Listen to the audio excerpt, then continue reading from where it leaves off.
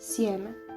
Razmatranje na Evanđelje dana za 15. srpnja 2024. godine. Matej 10, 34-11, 1. Autor otac Lorenzo Montecalvo. Isus je zahtjevan. Uopće ne poznaje umijeće diplomacije. Kad bi danas živio u Vatikanu, bez daljnjeg bi ukinuo diplomatsku školu.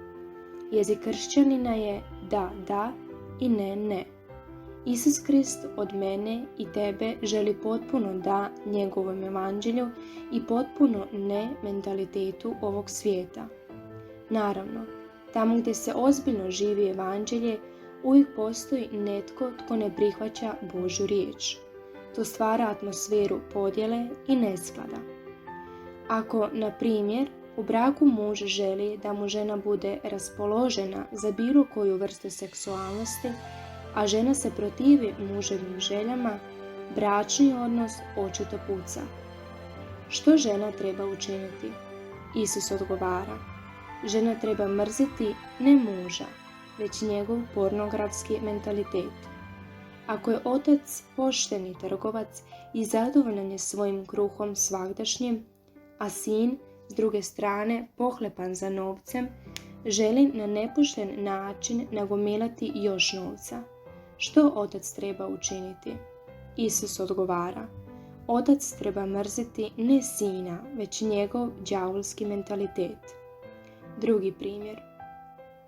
Ako neka kćer tijekom veze ostane trudna, te joj majka kaže: kćeri moja, moraš još diplomirati, ne možeš nastaviti ovu trudnoću.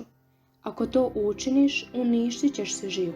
Stoga te sutra vodim kod ginekologa. Što kćer treba učiniti? Isus odgovara: kćer ne treba mrziti majku, već majčin đavolski mentalitet. Primjera ima mnogo. Jasno je da se ništa ne smije staviti ispred ljubavi za Isusa Krista. Što vrijedi zadobiti ljubav muža ili majke ili zadobiti sav svijet, ako izgubiš milost Isusa Krista, ljubav Oca nebeskog i zajedništvo Duha Svetoga? Pravi kršćanin nije diplomat, ne ulazi u nikakav kompromis sa zlim. Amen, aleluja.